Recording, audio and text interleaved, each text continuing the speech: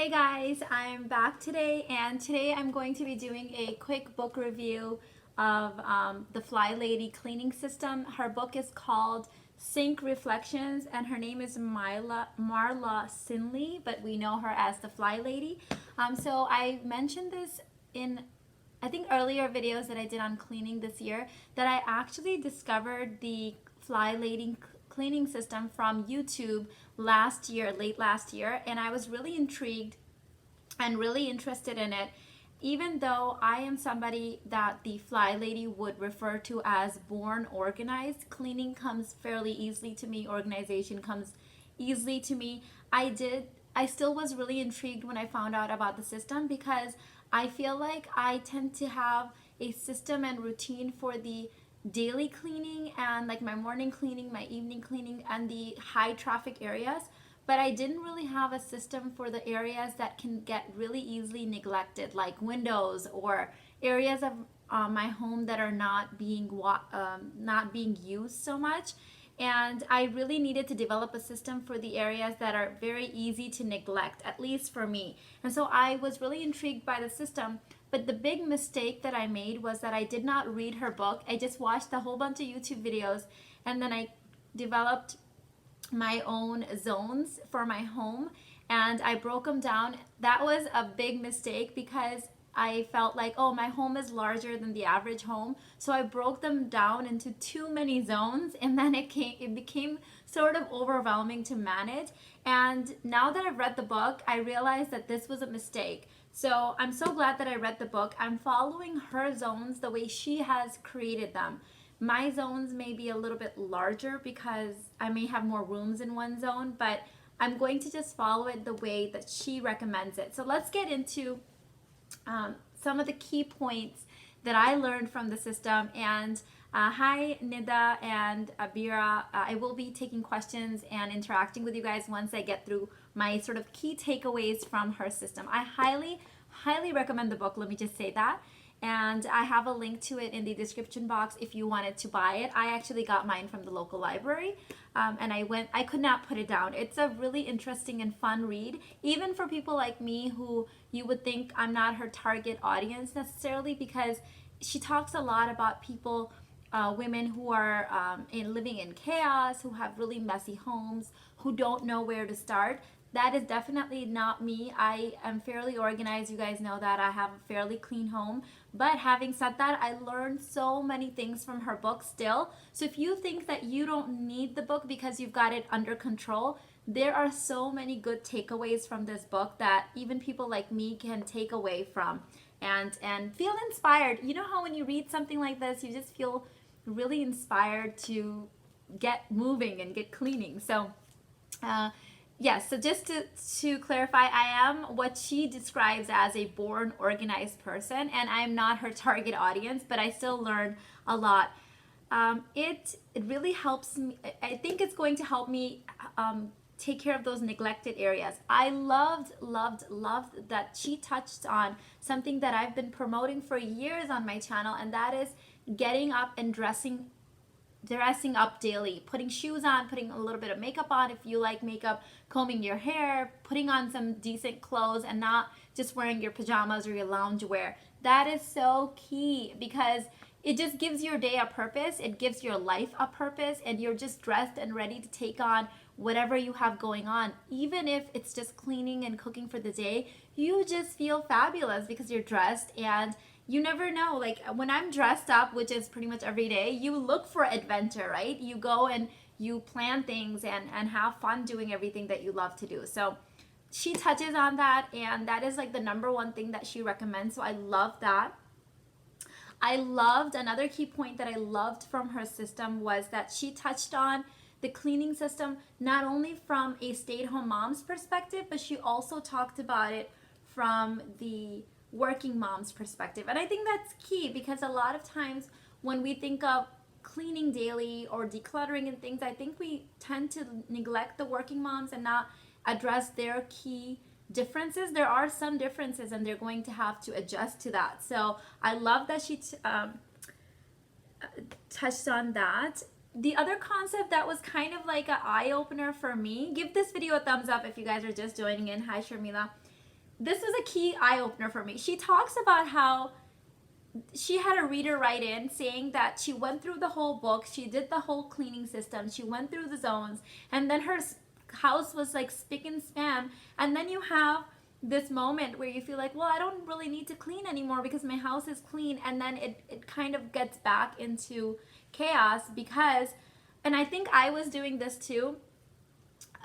There's some areas of my home, like I mentioned, that are kind of neglected because we don't use that space every day.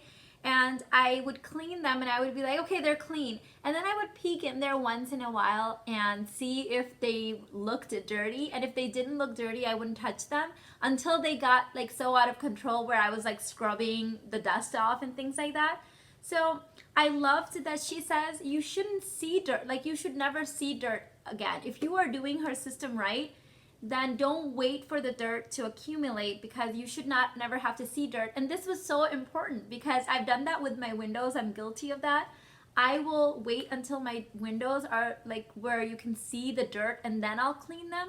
But then I have to work extra hard to get the dirt off, especially like on the outside of the home where there's a lot of like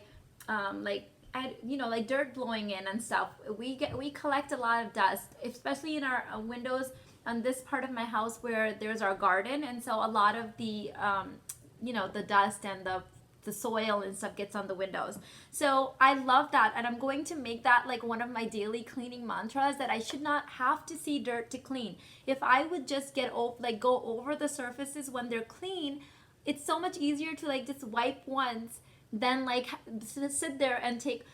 Irfan and I yesterday, the whole day we spent cleaning all of our windows, the front and the back, and taking the what's that called, like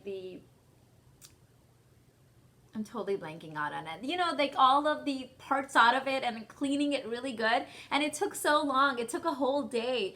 And I was thinking if I didn't let it get to that point, it would have been so much easier. So that was such an important concept for me. I'm going to really remember that you don't need to see dirt to be able to clean it. Another concept that I loved is that she calls the weekly cleaning home blessing. And what a wonderful way to look at it. Again, for me, cleaning comes very easily and naturally because I think it's because I grew up in a very chaotic and messy home. My mom used to work really long hours, and my mom was the type of person that could not care less if the house was clean, if there were groceries in the house. Like, she was just a very naturally messy person, and it did not bother her at all that the house was messy. I am not like that. It would drive me insane. Even when I was working full-time, you guys know my story from before. I used to be a full-time working mom, full-time student, and I was a single mom at the time. So even then, I would come home and I would find joy in keeping my space organized and clean because I am just naturally that type of person that feels really anxious in a messy home. But even somebody like me, I'm like, it just calling it home blessing just changes everything. I noticed that I'm just, again, I don't mind cleaning, but I'm just like so much more into it when I'm looking at it as I'm blessing my home, I'm blessing my family. Just simple words. You guys know I have a communications background. I believe in positive affirmations, positive language, and the simple task, I think the simple like word playage of switching from saying I'm cleaning my home to saying I'm blessing my home, what a change in perspective. So that's another thing that I really took away from that book. I love that. I'm not cleaning, I'm blessing my home, I'm blessing my family.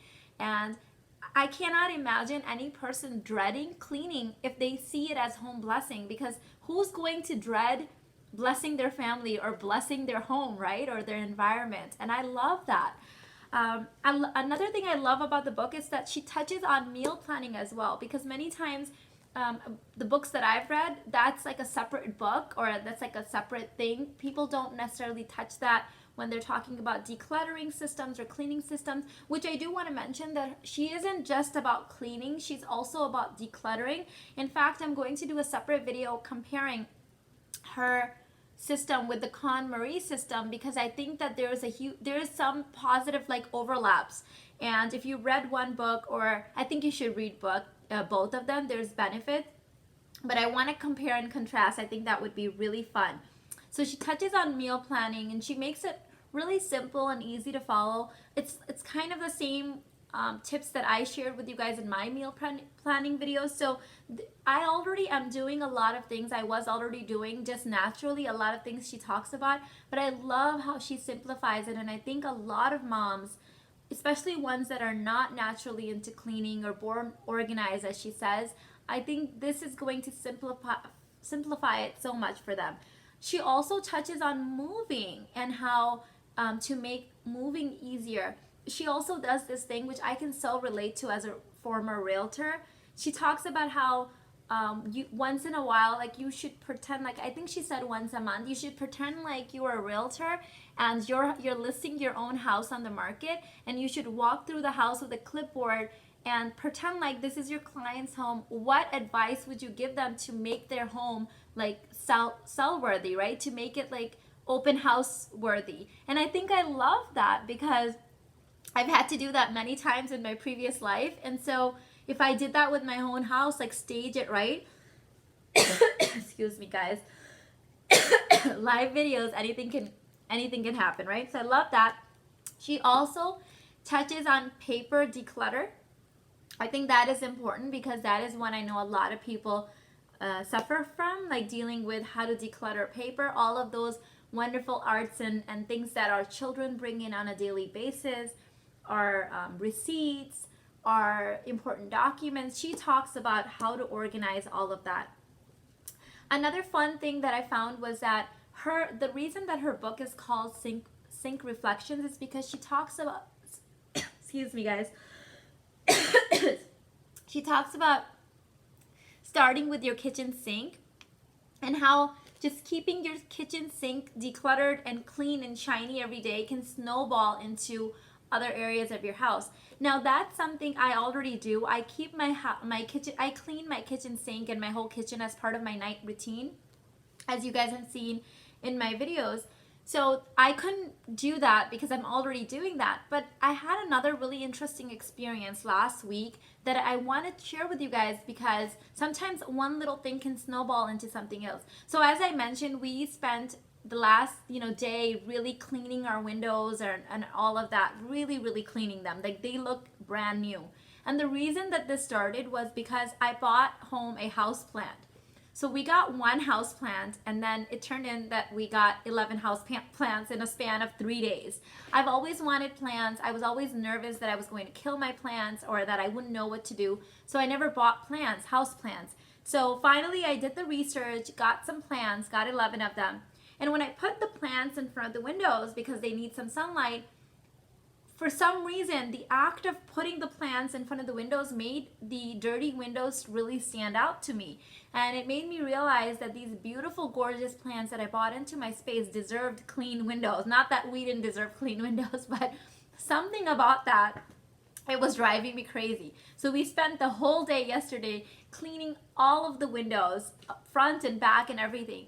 But it's funny how like one little thing can snowball into something else. And so I completely understand where she's coming from when she's saying that if you declutter or keep your kitchen sink clean, then you are more likely to clean your countertops and your refrigerator and everything else. So I really enjoyed that, and that was a really good key takeaway. So I am just starting the zone system now with her advice. The one that I was doing, I'm just letting that go.